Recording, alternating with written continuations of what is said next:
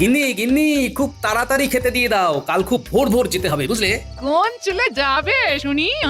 মুর্শিদাবাদ, নবাব বাহাদুরের মনোকষ্ট জানতে। ও ভারী এলেন মনোকষ্টের বিশেষজ্ঞ।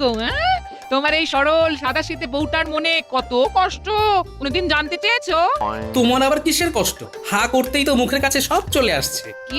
কি আসছে শুনি? এই তো হাঁ করলাম। এ কি এলো? আরে ওটা তো কথার কথা গিন্নি। আমার কথা হলো, কোনো কিছুর অভাব আছে তোমার? তোমার স্বভাবটাই তো এখনো বুঝতে পারলাম না গো। এটাই তো বড় অভাব আমার। বাবা, তুমি তো দেখছি অনেক কথা শিখেছো গিন্নি।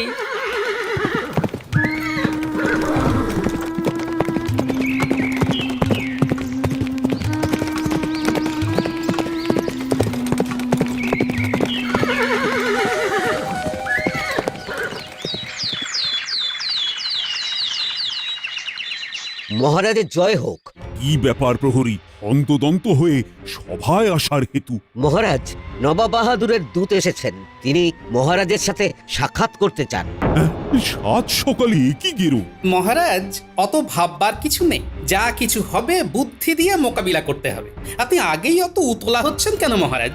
গোপাল একদম সঠিক কথা বলেছে। আগে নবাব বাহাদুর কি বার্তা পাঠিয়েছেন, কেন পাঠিয়েছেন, সব জানতে হবে। ঠিকই বলেছ। যাও যাও প্রহরী, নবাব বাহাদুরের দূতকে পাঠিয়ে দাও। যথা আজ্ঞা মহারাজ।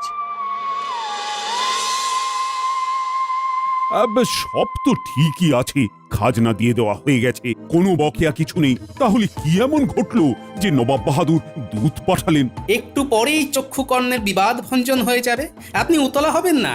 ওই তো নবাব বাহাদুরের দূত এসে গেছেন। মহারাজের জয় হোক। বলো বলো দূত, নবাবের কি সংবাদ তুমি আনলে? মহারাজ, নবাব বাহাদুরের খুব মনোকষ্ট। নবাব বাহাদুর চাইছেন আপনার রাজসভায় প্রকৃত বুদ্ধিমান যেন তার কাছে গিয়ে তার সমস্যার সমাধান করেন। এই রাজ্যে আমার মতো বুদ্ধিমান আর কেউ আছে নাকি? আমাকেই তো যেতে হবে। গোপাল, কি ব্যাপার বলো তো? মানে নবাব বাহাদুরের মনোকষ্টের কারণ কি হতে পারে? সেটা তো এখন থেকে বোঝা অসম্ভব মহারাজ। এটা জানবার জন্য তো আমাদের কাউকে ওখানে যেতে হবে। এটাই সুযোগ নবাব বাহাদুরের কাছে আসা। একবার যদি নবাব বাহাদুরের মনোকষ্টের কারণটা জানতে পারি আর তার সমাধান করতে পারি, তাহলে আর আমাকে পায় কে? ঠিক আছে দূত, তুমি এখন বিশ্রাম নাও। আমরা আলোচনা করে খুব তাড়াতাড়ি আমাদের রাজ্যের প্রকৃত বুদ্ধিমানকে পাঠাবো। আমাকে এখনই ফিরতে হবে মহারাজ, আমাকে আজ্ঞা দিন। ঠিক আছে, আজ্ঞা দিলাম। তুমি সাবধানে মুর্শিদাবাদ যাও। তাহলে কে আমার রাজ্যের প্রতিনিধি হয়ে নবাব বাহাদুরের কাছে যাবে? বিজ্ঞানী, আজ তুমি বল। মহারাজ, বিজ্ঞানী বলার আগে আমি কিছু বলতে চাই। আসলে এই সমস্যাটা কিন্তু খুব জটিল বলেই আমার মনে হয়। এ আর নতুন কি বললেন মন্ত্রীমশাই? জটিল না হলে কি আর দুধ পাঠিয়ে সাহায্য চান? আমার মন্ত্রী ওরকম। আসলে সমস্যাটা কিন্তু খুব জটিল বলেই মনে হয়। যেন নতুন কিছু বলছো। বলো বলো, তাড়াতাড়ি বলো, তুমি কি বলতে চাও? আমার মনে হয় আমি মন্ত্রী মশাইয়ের কথার ভাবটা বুঝতে পেরেছি। মহারাজ, মন্ত্রী মশাই এই সমস্যাটা সমাধান করতে চান, কি তাই তো? ওরে বাবা, তুমি তো সাংঘাতিক মানুষ, মনের কথা পট করে জেনে ফেলছো। এটাই তো অভিজ্ঞতা মহারাজ, অভিজ্ঞতাই তো আমাকে পরিপক্ক করে তুলেছে। নিন মন্ত্রী মশাই, আপনি আপনার মনোবাসনা মহারাজকে জানান। হ্যাঁ, ছেড়ে কাশো। হ্যাঁ মহারাজ, আমি আপনার মন্ত্রী। আমি ছাড়া এই সমস্যার সমাধান করার মতো আর কেউ নেই। ঠিক আছে, তবে তাই হোক। কাল তুমি নবাব বাহাদুরের দরবারে চলে যাও আর সমস্যার সমাধান করে চলে এসো। যথা আজ্ঞা মহারাজ। আমি অনেক কিছুই করতে যাব, এই অপমানগুলো আমার সব মনে থাকে। কাজটা কি ঠিক হলো গোপাল? মন্ত্রীমশাইয়ের বুদ্ধির উপর আমার কোনো কালেই বিশ্বাস ছিল না। মহারাজ, আপনাকে খুব চিন্তাগ্রস্ত দেখছি। কি হয়েছে মহারাজ? একটু অন্যরকম ঝামেলা এসে পড়েছে। কি এমন ঝামেলা যেটা মহারাজকে এতটা চিন্তায় ফেলেছে? নবাব বাহাদুরের দূত এসেছিল। নবাব বাহাদুর বার্তা পাঠিয়েছেন যে তিনি খুব মনোকষ্টে আছেন। মনোকষ্টের হেতু? সেটা উনি কিছু বলেননি, শুধু বলেছেন যে আপনার রাজসভার প্রকৃত বুদ্ধিমানকে পাঠাতে। ব্যাস, আর কি চিন্তা মহারাজ, আপনার কাছে তো গোপাল আছে, পাঠিয়ে দিন গোপালকে। ভেবেছিলাম তো তাই, কিন্তু আমার মন্ত্রীটা সব কিছু একেবারে ঘেঁটে দিল। বুঝেছি, আপনি নবাবের মনোকষ্ট কমানোর জায়গায় আরো বাড়িয়ে দিলেন, তাহলে তো চিন্তার বিষয় আছেই। রানীমা, গোপাল দাদা আপনার সাথে দেখা করতে এসেছে। নিন, আপনার মুশকিল আসান এসে গেছে। দেখুন কি বলতে এসেছে আমাদের গোপাল। দাসী পাঠিয়ে দাও। মনটা কিরকম হালকা হয়ে গেল গোপালের আগমনে। রানী, তুমি তো জানো না, গোপালই তো মন্ত্রীকে পাঠাতে বলল। নিশ্চয়ই এর মধ্যে গূঢ় বিষয় আছে। প্রণাম মহারাজ। প্রণাম রানীমা। একটা কথা নিবেদন করার জন্য আপনাদের দুজনের সাথে দেখা করতে এলাম। এই রাতে না দেখা করলে তো আর সময় পাবো না মহারাজ। তার মানে তুমি কি কোথাও যাচ্ছ নাকি? এই আমাকে একটা বিপদের মধ্যে ফেলে তুমি আবার কোথায় যাচ্ছ? কোথায় আর যাব মহারাজ, ভাবছি অন্যরকম বেশ ধরে মুর্শিদাবাদ যাব। তুমি মুর্শিদাবাদ যাবে? তবে আগে বললে না কেন? মন্ত্রীকে পাঠিয়ে দিলাম। মন্ত্রী মশাই যাক না, উনি ওনার মতো কাজ করবেন আর আমি আমার মতো কাজ করব। আমি একদিকে নবাব বাহাদুরের মনোকষ্টের কারণ জানবার চেষ্টা করব, অন্যদিকে মন্ত্রী মশাই কি করছেন সেটার দিকেও একটু চোখ রাখবো। তুমি কি পরিচয় সেখানে যেতে চাও গোপাল? মনোকষ্ট যখন তখন আমি মনোবিজ্ঞানী। নবাব বাহাদুরের মনোকষ্ট জানবো আমি মনোবিজ্ঞানী হয়ে। তুমি জয়ী হয়ে ফিরে এসো গোপাল। এই যে প্রহরী, গোপালকে নিয়ে খাজাঞ্চির কাছে যাও। গোপাল, তুমি খাজাঞ্চির কাছ থেকে রাহা খরচ হিসেবে 100 মোহর নিয়ে নেবে। যথাজ্ঞা মহারাজ। প্রণাম রানীমা।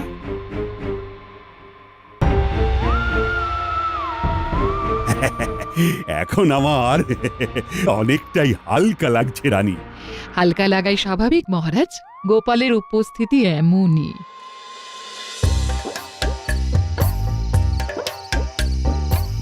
গিন্নি গিন্নি, খুব তাড়াতাড়ি খেতে দিয়ে দাও, কাল খুব ভোর ভোর যেতে হবে বুঝলে। কোন চলে যাবে শুনি? মুর্শিদাবাদ, নবাব বাহাদুরের মনোকষ্ট জানতে। ও, ভারী এলেন মনোকষ্টের বিশেষজ্ঞ। তোমার এই সরল সাদাসিধে বউটার মনে কত কষ্ট কোনদিন জানতে চেয়েছো? তোমার আবার কিসের কষ্ট? হা করতেই তো মুখের কাছে সব চলে আসছে। কি আসছে কি আসছে শুনি? এই তো হাঁ করলাম। এ কি এলো? আরে ওটা তো কথার কথা গিন্নি। আমার কথা হলো, কোনো কিছুর অভাব আছে তোমার? তোমার স্বভাবটাই তো এখনো বুঝতে পারলাম না গো, এটাই তো বড় অভাব আমার। বাবা, তুমি তো দেখছি অনেক কথা শিখেছো গিন্নি। কার বউ আমি সেটা দেখবে না? বিয়ে হয়ে আসা থেকে শুধু কথাই শুনে যাচ্ছি, কথাই শুনে যাচ্ছি, শুধু কথার চচ্চড়ি। যাকে, তোমার কথার সাত কাহন শোনার সময় নেই আমার। আমাকে কাল খুব সকালে বেরিয়ে যেতে হবে। আচ্ছা, তুমি কি খেতে দেবে আমায়? তা আমি আবার কখন বললাম যে খেতে দেব না? হাত পুড়িয়ে রান্না করেছি, নিজে খাবো বলে। হাত মুখটা ধুয়ে এসো, খেতে দিচ্ছি। শুনে আমি খুব কৃতার্থ হলাম। তুমি খাবার বারো, আমি আসছি।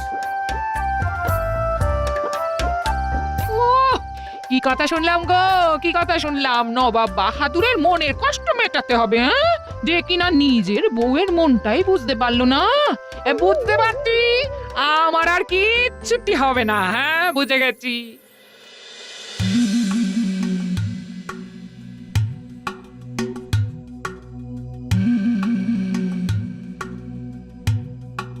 জাহাপনা, দেখুন দেখুন, ভালো করে দেখুন, আপনার বয়স কি দ্রুত বাড়ছে। কাল অবধি আপনার দুটো দাড়ি পাকা ছিল, আজ আবার একটা দাড়ি পেকেছে। এর মানে কি বুঝছেন জাহাপনা? এর মানে আর বুঝতে হয় নাকি? আমি খুব দ্রুত বুড়ো হয়ে যাচ্ছি। তোমার কড়া চুল পাকলো বেগম? ওই একটাতেই থেমে আছে জাহাপনা, আমার বয়স থেমে গেছে, আর বাড়বে না। আর আমার বয়স বেড়েই চলেছে। না না, বয়সকে বাড়তে দিলে হবে না, পাকা দাড়িকে এবার কাঁচা করব। ও, কালো রং করে কাচাবেন জাহাপনা? তাতে কি? আমি তো আপনার আয়না, আপনি যতই কাঁচান আমার কাছে আপনি বুড়ো। আর আমার একটা চুল মোটে সাদা, এক ঢাল কালো চুলের মাঝে, আর আপনার তিনটে দাড়ি পেকেছে। যেভাবে এগোচ্ছে খুব শিগগির আপনার পুরো দাড়ি কালো থেকে সাদা হয়ে যাবে জাহাপনা। আর কাটা ঘায়ে নুনের ছিটে দিও না। যেদিন আমার একটা চুল আপনি পাকা দেখলেন, তখন আমাকে কি বলেছিলেন জাহাপনা? ভুল হয়ে গেছে, গোস্তাকি হয়েছে।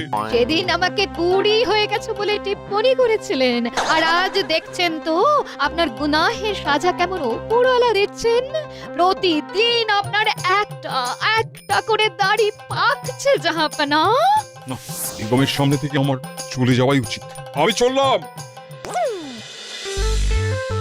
উজির, উজির, আমি খুব দ্রুত বুড়ো হয়ে যাচ্ছি, আমার কি হবে? এ তো ভারী অদ্ভুত ব্যাপার, প্রতিদিন ঠিক একটা করে দাঁড়িয়ে পাকছে কেন?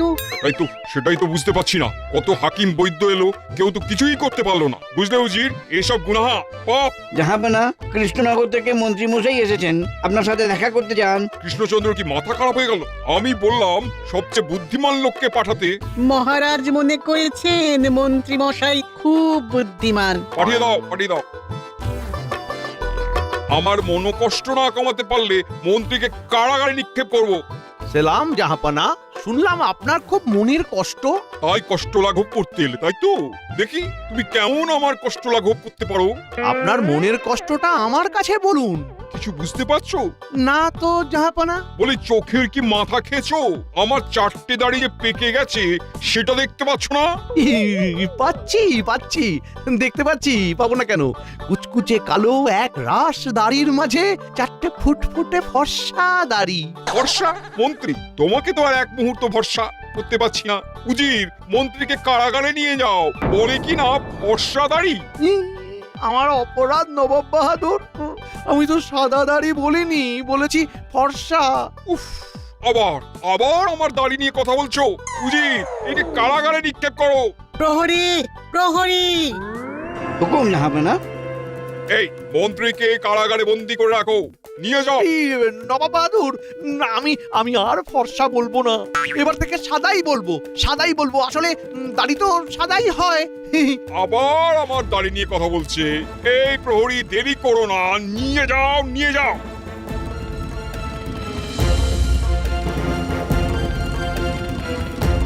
দূত, তুমি এক্ষুনি কৃষ্ণনগরে যাও। কৃষ্ণচন্দ্রকে বলো মন্ত্রী নবাব বাহাদুরের মনোকষ্ট আরো বাড়িয়ে দিয়েছে। তাই নবাব ভয়ানক রেগে গেছেন, এর ফলে অনেক কিছু করতে পারে। আজ 4টে হলো, কাল আবার একটা হবে, পরশু আবার একটা। উফ, এইভাবে আমার সব কাঁচা দাড়িগুলো সাদা হয়ে যাবে, আমি বুড়ো হয়ে যাব। তারপর একদিন উপরওয়ালা আমাকে উপরে টেনে নেবেন। হায় হায় হায় হায় হায় হায়, কেউ নেই যে আমার এই মনোকষ্টকে লাঘব করতে পারবে।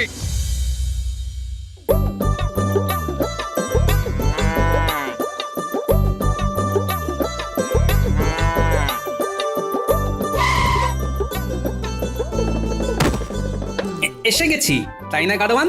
হ্যাঁ গোপাল দাদা।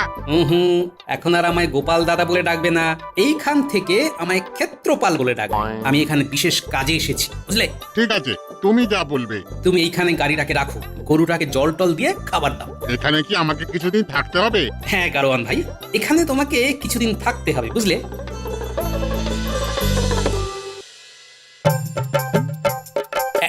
এই নাও 10টা মোহর নাও, ভালো করে খাওয়া দাওয়া করে বিশ্রাম নাও। আর কেউ জিজ্ঞেস করলে বলবে এটা ক্ষেত্রপালের গাড়ি, উনি নবাব বাহাদুরের সাথে দেখা করতে গেছে, মনে থাকবে।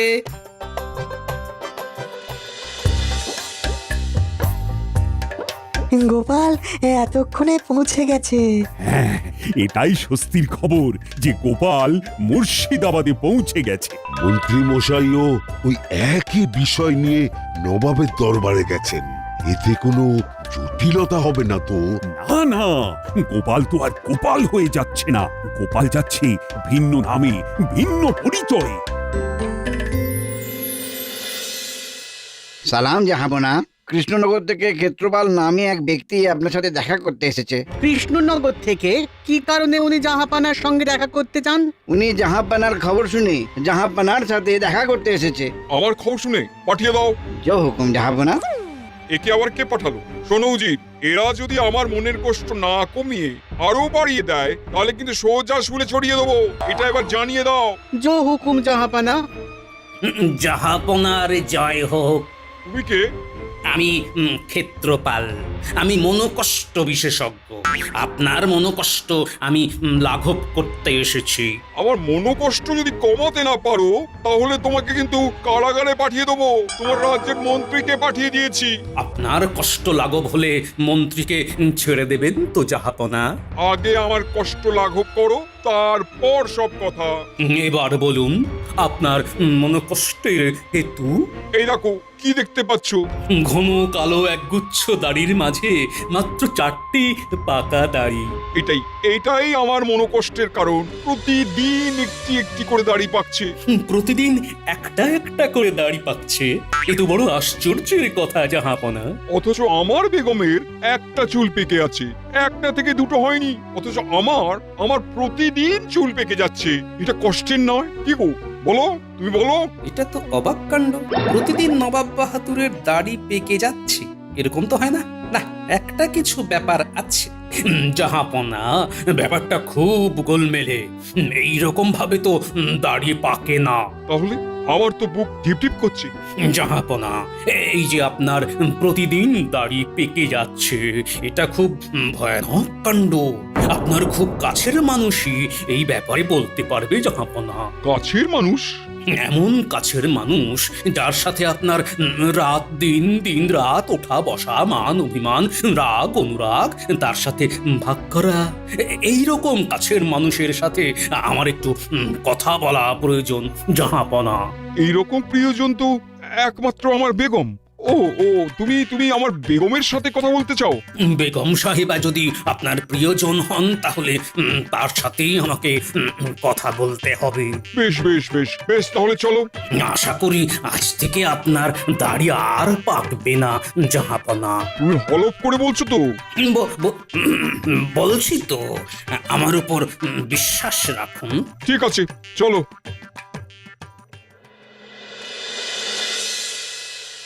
কি ব্যাপার প্রহরী?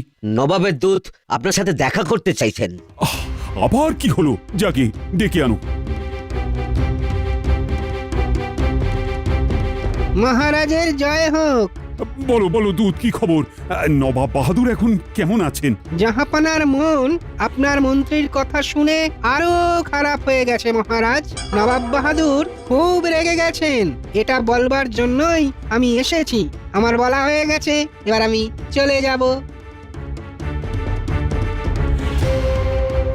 আমার মন্ত্রী আবার কি বিপত্তি ঘটালো? দেখলে দেখলে মন্ত্রী আমার কোনো জায়গায় গিয়ে একটু ঠিক কাজ করে আসতে পারে না। এখন গোপালই ভরসা।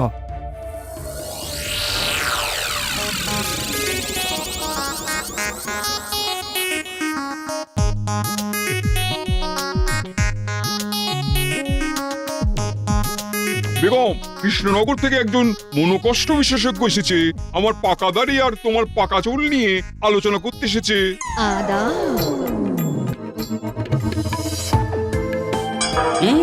আমি যা ভেবেছি তাই। ডান হাতের তর্জনীতে সাদা রং লাগা। ধরে ফেলেছি বেগম সাহেবা। সেলাম বেগম সাহেবা। বেগম, এই ক্ষেত্রপাল যা জিজ্ঞেস করবে ঠিক ঠিক জবাব দিও কিন্তু। ঠিক আছে জাহাপনা, বলো তুমি কি জানতে চাও? জাহাপনার 4টে পাকা দাড়ি দেখে আপনার খুব আনন্দ হচ্ছে, তাই না বেগম সাহেবা? আমার যখন একটা চুল পাকা দেখা গেছিল তখন তোমাদের জাহাপনা ধরাকে একেবারে সরা দেখেছিল। দেখুন এবার কেমন লাগে, সব ওপরওয়ালা সাজা। জাহাপনা, আমি যা বুঝবার বুঝে গেছি। আপনার এই সাদা দাড়ি 1 মাস পরে আবার কালো হয়ে যাবে। তাই নাকি? তুমি সব বুঝে গেছো ক্ষেত্রপাল? বাবা বাবা। হ্যাঁ, আরেকটা কথা মাথায় রাখবেন, ভুলেও এই 1 মাস এই ঘরে রাত্রি বাস করবেন না। আপনি একদম একা একটা ঘরে দরজা বন্ধ করে শুয়ে থাকবেন জাহাপনা। এই রে, এই লোকটা কিরকম উল্টে পাল্টে দিল। আসলেই সব সমস্যার সমাধান হয়ে যাবে? হ্যাঁ জাহাপনা, আমি এবার খুলে সব কিছু বলি। হ্যাঁ হ্যাঁ হ্যাঁ, সবকিছু খুলে বলো। বেগম সাহেবা, আপনার ডান হাতের তর্জনীতে সাদা রংটা কিসের? সাদা রং? লুকোবেন না, একদম লুকোবেন না। কেন? আমার আঙুলে কি আছে?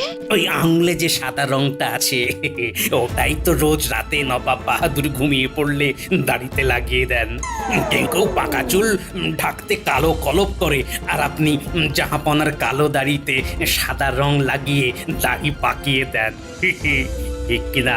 বেগম, এইসব তোমার কাজ? হায় হায় হায় হায়, তুমি আমার বেগম হয়ে আমাকেই বুড়ো সাজিয়ে মজা দেখছো। ক্ষেত্রপাল, ক্ষেত্রপাল, তুমি ধন্য, ধন্য তোমার চোখ। নবাব বাহাদুর, এইবার আমাদের মন্ত্রী মশাইকে মুক্তি দিন।